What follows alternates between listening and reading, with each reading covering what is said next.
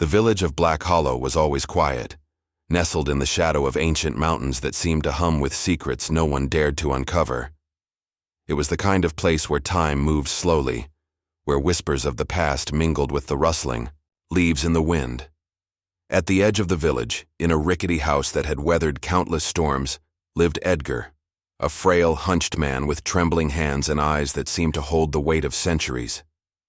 Children often dared each other to visit him, to knock on his door and hear the wild tales he was rumored to tell. But Edgar wasn't just a teller of stories. There was something about him, something otherworldly. His voice carried a conviction that made even the most skeptical listener pause, as if his words had the power to summon the images he described. Was on one such evening, under the pale glow of a crescent moon, that a curious boy named Peter found himself sitting across from the old man. The boy had brought a loaf of bread, a peace offering for a story. Edgar stared at him for a long moment before leaning forward, his thin fingers gripping the arms of his chair. "You want a story, boy?" Edgar rasped, his voice as rough as the wood of his house. "You want to hear about the things I've seen?" Peter nodded eagerly, clutching his knees. He'd heard the rumors, of strange lights in the sky, of battles fought beyond the veil of stars, of Edgar being more than just an old man. Edgar sighed deeply, his gaze drifting to the cracked window. "I wasn't always this shell of a man," he began. "There was a time when I was young, foolish and full of fire, and it was in those days that I found myself swept up in a war far beyond anything you can imagine." The boy leaned closer, his breath caught in his throat. Edgar's voice dropped to a whisper. "It began on a night much like this one," he said. "The sky was clear, the stars brighter than they'd ever been. I was just a boy, barely a man, working in the fields under that endless expanse. But then, I saw it, a rift, tearing through the heavens like a jagged wound, and from it came the light." Edgar paused, his eyes narrowing as if he were staring through time itself. "It wasn't a natural light," he said, his voice trembling. "It was sharp, cold, and alive. It slashed through the night and I felt it, like 1,000 voices screaming in my mind." The boy shivered, but he couldn't look away. "Should have run," Edgar continued. "Any sane man would have, but something held me there, rooted to the spot. I watched as figures emerged from the rift, beings cloaked in shadow, their forms shifting like smoke. They were not of this world, Peter. They were invaders, and they were looking for something." What were they looking for?" Peter whispered, his voice barely audible. Edgar's lips curled into a bitter smile. "Me," he said. "Though I didn't know it then. I was just a farmhand, an ordinary boy in an ordinary village. But they saw something in me, something I didn't yet understand. And before I could blink, they were upon me." His voice grew quieter, the weight of his words sinking like stones. "That night, Peter, was the end of everything I knew, and the beginning of a war that would span galaxies." The boy stared at him wide-eyed. "A war," he breathed. You fought in a war?" Edgar nodded slowly. "Not by choice," he said. "But when the sky opens and the stars themselves call your name, you don't have much of a say in the matter." Peter leaned forward, hanging on every word. "What happened next?" Edgar's gaze hardened. "That," he said, "is a tale for another moment." The old man leaned back in his chair, closing his eyes as if the memory itself was too heavy to bear. The boy sat in silence, the faint hum of the mountains filling the air. For the first time in his life, Peter wasn't sure if he wanted to hear the rest of the story. But he knew he couldn't leave it unfinished. "Tomorrow," Edgar muttered.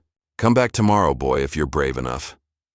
And with that, the first chapter of the old man's tale came to an end, leaving Peter with 1,000 questions and a strange, unshakable feeling that the story was more than just a story. Peter didn't sleep that night. Edgar's words lingered in his mind, playing over and over like a melody he couldn't escape. The old man's eyes, so haunted, so full of unspoken truths, were burned into his thoughts. And as the first light, of dawn crept over the horizon. Peter made his way back to the creaky old house. The door was already open, as if Edgar had been expecting him. "You're back," the old man rasped, gesturing to the same chair by the fire. "You've got courage. I'll give you that." Peter sat down without a word, clutching his knees. He didn't want to risk interrupting, afraid the fragile thread of the story might snap if he did. Edgar stared into the flames for a long moment before speaking. "Where was I?" he murmured. "Ah, yes. The rift." "The beings that came through weren't just invaders," Edgar said, his voice low and steady. "They were scouts, the vanguard of an army so vast it could blot out the stars. They were looking for something, or someone, who could tip the balance of the war they were waging." "And they found you," Peter whispered. Edgar nodded. "I didn't understand it at first. They didn't speak, not in words, but I could hear them. Their voices filled my mind like a storm, showing me visions of planets consumed by fire, of civilizations reduced to ash. And in the center of it all I saw a figure, a young man, standing defiant against the darkness." He paused, his fingers tightening on the arms of his chair. "That figure was me." Peter's mouth fell open, but no sound came out. "They called me the Catalyst," Edgar continued. "A being capable of channeling energies that existed long before the universe began. I didn't know what it meant. Hell, I still don't fully understand it. But to them, I was a weapon, a tool, to be used in their war." Edgar's voice grew quieter, almost reflective. "They tried to take me," he said. "Those shadow beings, they reached out with hands that weren't hands, pulling me toward the rift. I fought, but it was like trying to fight a tide. I was certain I was going to die, ripped apart, swallowed by the stars. But then," he said, his voice hardening, "they came." "Who?" Peter asked, leaning forward. Edgar's eyes burned with a strange light. "The Watchers," he said, "guardians of the balance between worlds, beings of light, ancient and eternal, sworn to protect the fragile fabric of existence." The boy's breath caught in his throat. What did they look like?" Edgar closed his eyes, as if picturing them. "They were impossible," he said, "blindingly beautiful, their forms constantly shifting, as if they were made of starlight and dreams. They spoke not in words, but in waves of understanding that filled my mind with calm and purpose. They weren't human, but they weren't alien either. They were something else, entirely." The Watchers descended. Like a storm, Edgar continued, his voice growing steadier. Their light clashed with the shadows, turning the sky into a kaleidoscope of colors. I could feel the air crackling with energy, the ground trembling beneath me. It was like the fabric of reality itself was being torn apart. He paused, his gaze distant. "They fought for me, Peter. They fought to protect me, even though I didn't understand why. But the shadows were relentless. They didn't care about the Watchers or their duty. They only cared about their prize, me." "What happened?" Peter asked, his voice trembling. Edgar let out a long breath. "One of the Watchers spoke to me. Or rather, it placed the words in my mind. It told me to run, to find shelter, to stay hidden until the rift closed. But I couldn't move. I was frozen, watching as these beings of light and shadow tore each other apart." The old man's voice grew softer, tinged with guilt. "And then, one of the shadows broke through. It reached me. Its touch was cold, Peter. So cold it burned. I thought I was going to die." Peter's hands gripped the edges of his seat. "But you didn't." "No," Edgar said, his voice barely above a whisper. "Because I fought back." The fire crackled in the hearth as Edgar leaned closer, his face illuminated by the flickering light. "Something inside me awakened that night," he said. "Something I didn't even know I had. When that shadow touched me, it was like a dam burst inside my soul. Light poured out of me, golden burning light, and the shadow screamed. It let go. The boy's eyes widened. You used the power." "I didn't know what I was doing," Edgar admitted. "It was pure instinct.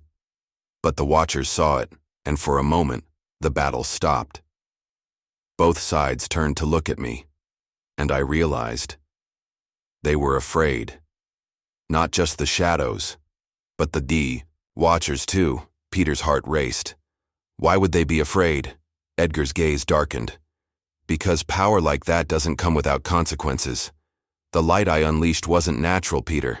It wasn't meant to exist in this world. And yet there it was, burning through me like wildfire. He leaned back, his voice trembling. The rift began to close after that, as if the universe itself was rejecting what had happened.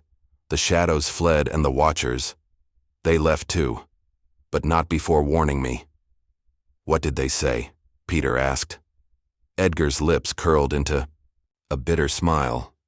They told me that I was marked, that I was now part of something much larger than myself, and that one day I would have to make a choice that would decide the fate of countless worlds. The room fell silent, the weight of the story pressing down on both of them. Peter's mind buzzed with questions, but Edgar's expression made it clear the tale was far from over. And did you make that choice? Peter asked hesitantly. Edgar's eyes gleamed with a mixture of sorrow and resolve. Not yet, he said, but the time is coming. The boy swallowed hard, his heart pounding in his chest. What happened after the rift closed? Edgar leaned forward, his voice dropping to a whisper. That, he said, is where the war truly began. Edgar's gaze was fixed on the fire, his hands trembling slightly as he spoke. When the rift closed, I thought it was over. I thought the shadows and the watchers had left me behind to return to whatever distant realms they'd come from. But I was wrong, Peter. So very wrong. That night wasn't the end, it was just the beginning. Peter leaned forward, his heart pounding in his chest. What happened next? The days after the rift closed were strange, Edgar began. I felt different. It wasn't just the memory of what I'd seen or the terror of those beings. Something inside me had changed. The power I'd unleashed that night hadn't left me. It was still there, simmering beneath the surface. He paused, his fingers curling into fists. At first, I thought I could ignore it. I went back to my simple life, plowing the fields, tending the crops. But the power wouldn't stay quiet. It came to me in flashes, in dreams. I would wake up in the middle of the night, my hands glowing faintly, the air around me crackling with energy. And then, they came. Who? Peter asked, his voice barely above a whisper. The shadows, Edgar said, his voice dropping. They didn't give up, Peter. They wanted the catalyst. They wanted me. And they weren't going to stop until they had me. It was a stormy night when they returned, Edgar continued. I was alone in the fields, the rain pouring down so hard I could barely see. And then I felt it, that cold, bone-deep dread that I'd felt the night of the rift. I looked up, and there they were. The boy shivered as Edgar described them. The shadows were different this time. They were stronger, more solid, like they'd adapted to our world. Their forms still shifted and writhed, but their movements were deliberate, calculated. And their eyes, they glowed red, like embers, in the dark. Edgar's voice grew steadier, as if he were reliving the moment. I should have run, but something inside me wouldn't let me. The power I'd felt that first night began to rise again, filling me with a heat that burned away, the fear. And before I knew what I was doing, I stood my ground. He clenched his fists, his voice trembling with emotion. The first one lunged at me, its limbs twisting into jagged spikes. I raised my hand, and a burst of light shot out, brighter than the sun. The shadow shrieked, dissolving into ash. The others hesitated, but only for a moment. They came at me all at once, and the air erupted into chaos. Peter stared at him, wide-eyed. You fought them? I didn't have a choice, Edgar said. It was them or me. The power inside me, it wasn't like anything I'd ever felt. It wasn't just light. It was raw energy, something ancient and primal. It moved through me like a river, guiding my hands, my movements. I didn't know what I was doing, but the power did. As I fought, the sky split open once more, Edgar said, his voice growing quieter. But this time, it wasn't the shadows that came through. It was the Watchers. Peter's breath caught in his throat. They came back? Edgar nodded. Their light cut through the darkness like blades, scattering the shadows. They moved with a grace and precision that was almost terrifying. And when the battle was over, they turned to me. He paused, his gaze distant. The leader of the Watchers, if you could call it a leader, approached me. Its form shifted constantly, like a flame caught in the wind, but its voice was calm, steady. It told me that I couldn't stay here, that the shadows wouldn't stop coming for me. Peter frowned. Why not? Couldn't the Watchers protect you? Edgar shook his head. The Watchers, they're not like us, Peter. They don't interfere unless the balance of the universe is at stake. They'd already broken their own rules by coming to my aid. They told me that my presence here was a danger to this world, that the catalyst wasn't meant to stay in one place. The boy's eyes widened. Did you go with them?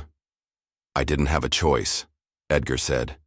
They opened a new rift, a doorway to somewhere else. They told me that the war was bigger than I could imagine, that it wasn't just my world at stake. It was every world, every star, every life in the universe. When I stepped through the rift, Edgar continued, it was like stepping into a dream and a nightmare. I found myself in a place that defied logic. The skies were filled with colors I couldn't name. The ground shifted beneath my feet, and the air hummed with energy. It was the heart of the war, the place where the Watchers and the shadows clashed. He paused, his eyes darkening. The Watchers called it the Nexus, a place where all realities converge. It was beautiful and terrifying, a battlefield that stretched across dimensions. Peter's voice trembled. What did they want you to do? Edgar's lips curled into a bitter smile. They wanted me to fight, to use the power inside me to tip the scales in their favor. They told me I was the only one who could stop the shadows from consuming everything. But I didn't want to be a warrior, Edgar said, his voice cracking. I was just a farmhand, a boy with no idea what I was doing. I told them I wasn't ready, that I couldn't do what they were asking, but the Watchers, they didn't care. To them I was a tool, a weapon to be wielded. He leaned forward, his eyes burning with intensity. And so, they sent me into battle. They threw me into the heart of the war, into places where the shadows were strongest. And each time, I unleashed the power within me, burning through them, like wildfire. Peter shivered. Did you win? Edgar's gaze dropped to the floor. I survived, he said. But winning? No, Peter. There are no winners in a war like this. Only survivors. The fire crackled, filling the silence that followed. Peter's mind buzzed with questions, but he could see that Edgar wasn't finished. The war changed me, the old man said finally. It made me into something I didn't recognize. And every battle brought me closer to the choice the Watchers warned me about. What choice? Peter asked, his voice barely audible. Edgar looked up, his eyes filled with pain. The choice to end it all, he said. To destroy the shadows and the light. Edgar's hands trembled as he reached for a cup of tea, his frail fingers barely steady enough to hold it. Peter sat in silence, the weight of the old man's story pressing down on him like a stone. The crackling fire seemed distant now, its warmth a stark contrast to the cold cosmic conflict Edgar described. The war was relentless, Edgar began again, his voice hollow. Each battle felt like it could be the last. The shadows didn't just attack blindly. They adapted. They learned. Each time I faced them, they grew more cunning, more dangerous. And with each victory, I felt the toll it was taking. Not just on me, but on the universe itself. The Nexus was the heart of it all, Edgar continued, his eyes distant. It was where the fabric of reality was thinnest, where every world and every possibility bled together. But the longer the war raged, the more unstable it became. The shadows were tearing at it, unraveling the threads that held existence together. Peter frowned, struggling to grasp the enormity of what Edgar was saying. What would happen if the Nexus broke? Edgar's lips tightened into a grim line. If the Nexus shattered, it wouldn't just destroy one world, Peter. It would destroy all of them, every reality, every star, everything would collapse into nothingness. The boy's breath caught in his throat. And the Watchers? What were they doing to stop it? Edgar shook his head, his expression bitter. The Watchers were efficient, but they weren't invincible. For every shadow they destroyed, another took its place. They were fighting a war of attrition, and they were losing. He paused, his gaze darkening. And then they turned to me. The Watchers believed I was the key, Edgar said, his voice low and steady. They told me that my power, the light within me, was unlike anything they'd ever seen. It wasn't just a weapon. It was a force that could reshape reality itself, and they wanted me to use it. Peter leaned forward, his heart racing. Use it how? To end the war, Edgar said simply.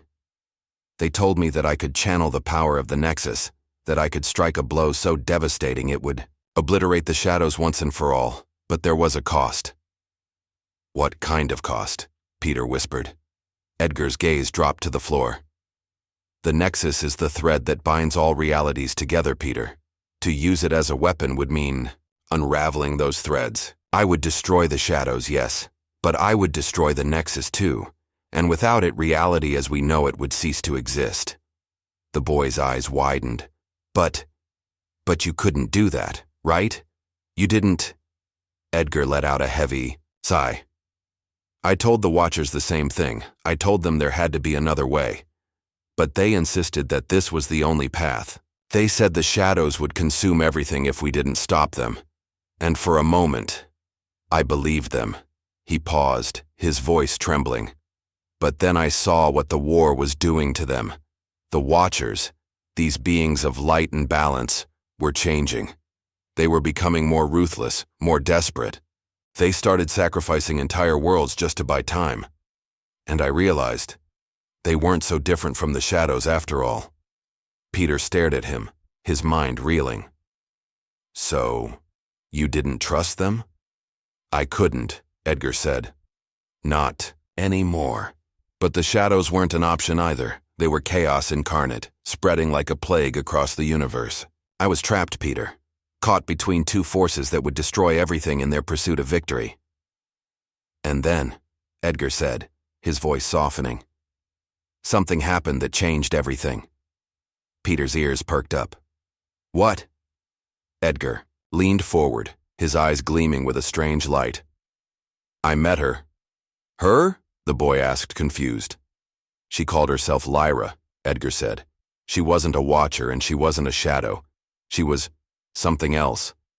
A being born from the Nexus itself, a guardian of the balance. She found me during a battle, pulled me from the chaos and took me to a place I didn't even know existed. What kind of place? Peter asked, his curiosity burning.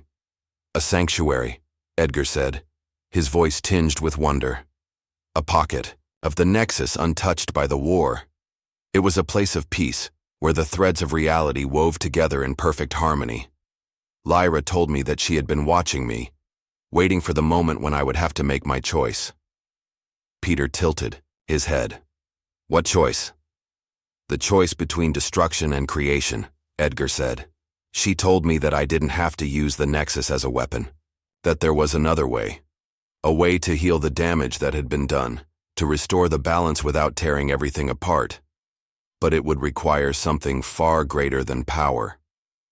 What? Peter asked, his voice barely audible. Sacrifice, Edgar said simply. To restore the balance, I would have to give up the light inside me. I would have to give up everything I had become. Peter's heart sank. So, what did you do? Edgar sighed deeply, his eyes glistening with unshed tears. I didn't make the choice then and there. Lyra told me I had time, that the Nexus wasn't beyond saving yet, but she also warned me that the longer I waited, the harder it would be. The war wasn't going to stop just because I hesitated. He paused, his gaze drifting back to the fire. I returned to the battlefield, knowing that the choice was inevitable. And every time I unleashed the power inside me, I felt it, slipping further out of my control. The light was consuming me, Peter. It was only a matter of time before it burned me alive. The boy sat in stunned silence, the enormity of Edgar's story pressing down on him like a weight. "Did you ever make the choice?" he asked hesitantly. Edgar's lips tightened. "Not yet," he said, "but the day is coming." Peter frowned. "What do you mean?" The old man's gaze darkened. "The shadows never stopped hunting me, Peter. They're still out there waiting. And when they come again, I'll have to decide, once and for all, whether to end it all or to save what's left." The fire in Edgar's hearth had dwindled to embers, but Peter hardly noticed. His mind swirled with questions, his heart racing with the weight of the tale Edgar was weaving. The old man's eyes flickered toward the window, his voice quieter, now almost distant. "The war didn't stop when I left the Nexus," Edgar said after a long silence. "The Watchers told me the shadows would keep coming, and they were right. They're patient, Peter. They don't need to rush. They have all the time in the universe. But me?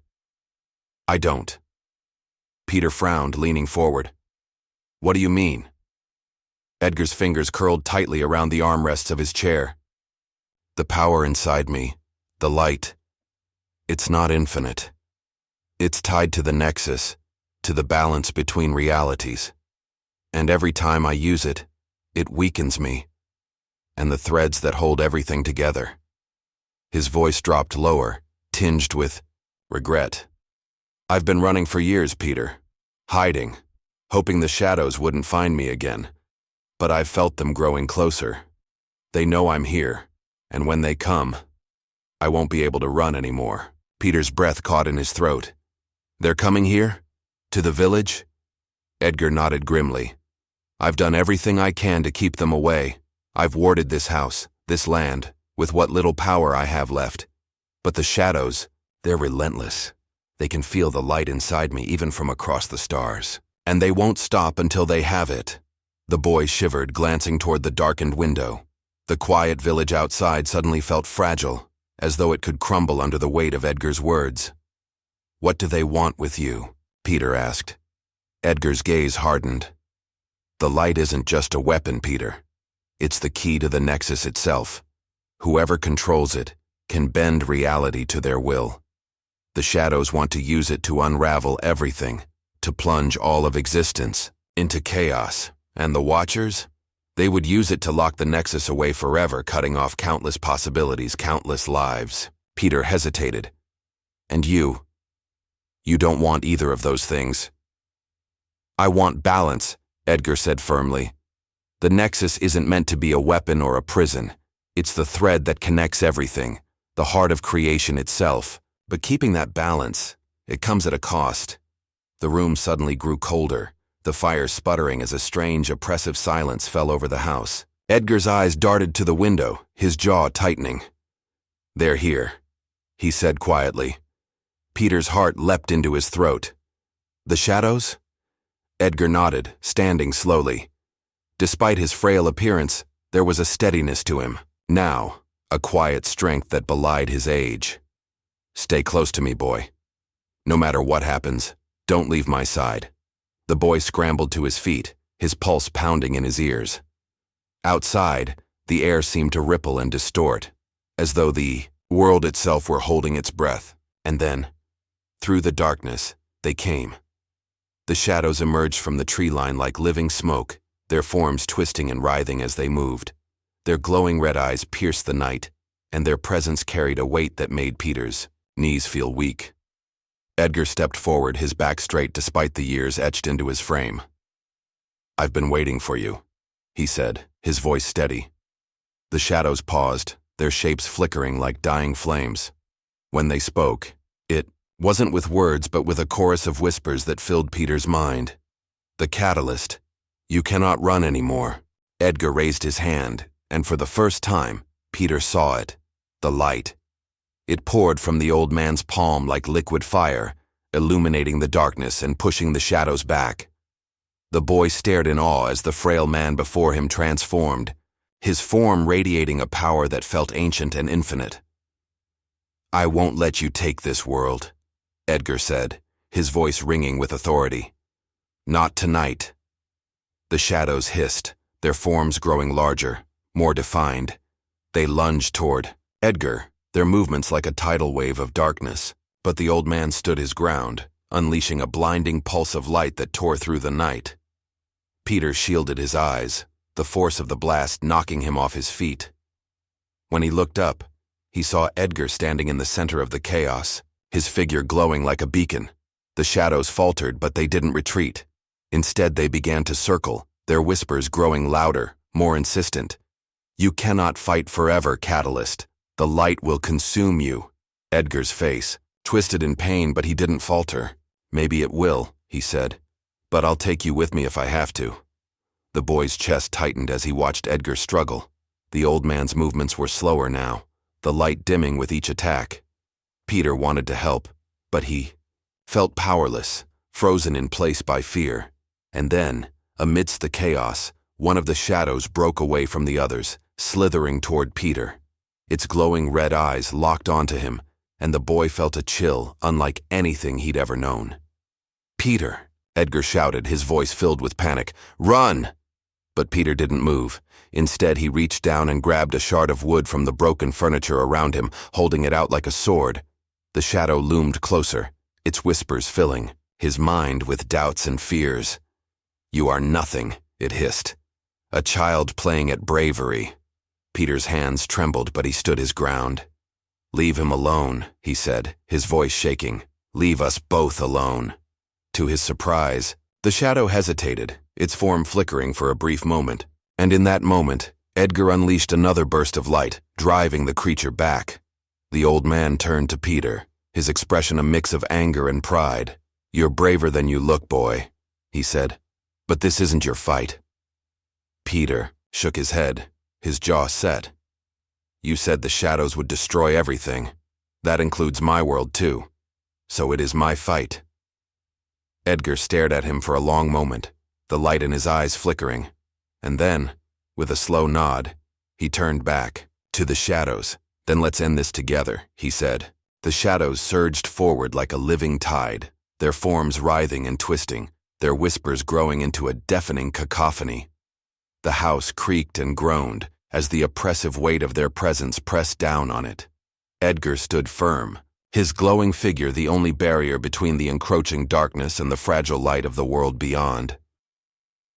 Peter clutched the splintered piece of wood in his hands, his knuckles white with tension. He knew it was a pitiful weapon against the cosmic horrors before him, but he refused to let fear paralyze him again. The shadows spoke as one, their voices cold and unyielding. "The light is fading, Catalyst. Surrender it to us, and your suffering will end." Edgar straightened his back, his frail form trembling with the effort of containing the immense power within him.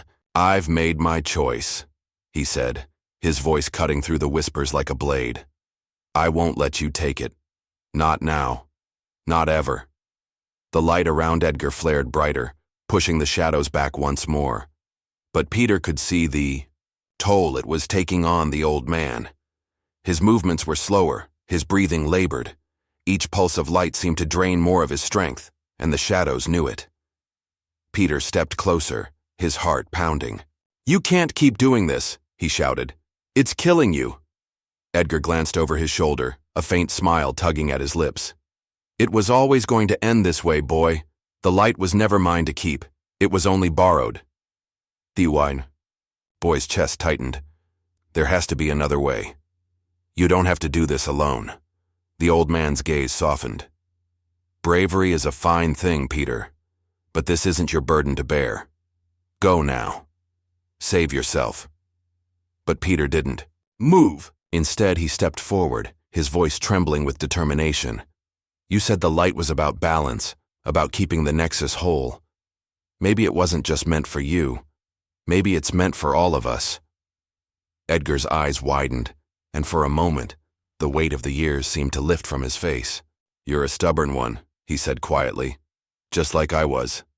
The shadows pressed forward again, their forms converging into a massive wave of darkness. Edgar turned back to face them, his body trembling with effort. "If this is how it ends," he muttered, "then so be it." He raised his arms, and the light within him surged outward, a blinding torrent of energy that tore through the shadows like fire through dry grass. The force of it shook the ground, the walls of the house trembling as the air crackled with power. But the light wasn't infinite. Edgar stumbled, the glow around him flickering. The shadows recoiled, but they didn't retreat. They sensed his weakness, and their whispers grew louder, more insistent. Peter, seeing the old man falter, felt a surge of desperation. He dropped the wooden shard and ran to Edgar's side, placing his hands on the man's shoulders. "You don't have to do this alone," he shouted. The moment his hands touched Edgar, something incredible happened. The light that had been dimming suddenly flared to life again, brighter and stronger than before. Edgar's eyes widened as he turned to look at Peter. It's you," he whispered. "You can feel it too." The boy nodded, tears streaming down his face. "I don't know how, but I can." The shadows hesitated, their forms flickering as the combined light of Edgar and Peter filled the room. The old man looked down at the boy, his expression a mix of awe and sorrow. "The light was never meant to stay with one person," Edgar said softly. "It's a part of all of us. And together, we're stronger than they could ever imagine." He placed his hand over Peter's, the glow between them intensifying. The boy felt the power surging through him, not as a burden, but as a shared gift. For the first time, he understood what Edgar had been fighting for. Not control, not victory, but balance. The shadows roared in defiance, their forms twisting and collapsing under the weight of the light. The air filled with a deafening hum. As the rift between realities began to mend itself, the fabric of the nexus knitting back together. Edgar's voice rang out, clear and strong. "This is our world, our light. You will not take it from us." With a final blinding burst of light, the shadows were torn apart, their whispers silenced forever. The rift sealed shut, and the room fell into stillness. When the light faded, Peter found himself kneeling on the floor, his hands still resting on Edgar's shoulders. The old man's glow was gone, his body frail and worn, but his eyes were clear and peaceful. "It's over," Peter whispered. "We did it." Edgar smiled faintly. "You did it, boy. You reminded me what the light was for." The boy shook his head, tears spilling down his cheeks. "But you're not okay, are you?" Edgar let out a soft laugh, his breath shaky. "The light was always going to take its toll. My time is done. But yours is just beginning." Peter clutched the old man's hand, his heart breaking. "I don't know if I can do this without you." "Yes, you can," Edgar said firmly. "The light isn't just in me. It's in you. It's in all of us. As long as you remember that, the nexus will remain whole." Edgar leaned back, his eyes fluttering shut as a peaceful smile spread across his face. The glow in his body flickered one last time before fading completely. The old man, the catalyst, was gone. Peter sat there for a long time, his hands trembling, his mind racing. The weight of what had happened pressed down on him, but so did the light, the warmth and power that Edgar had shared with him. The village was safe, the shadows were gone, but the boy knew that the fight for balance was far from over. Edgar had passed the torch to him, and he would carry it forward no matter the cost. As the first light of dawn broke over the horizon, Peter stood, his resolve firm. The story of the catalyst wasn't over. It was just beginning, and this time, he wouldn't face it alone.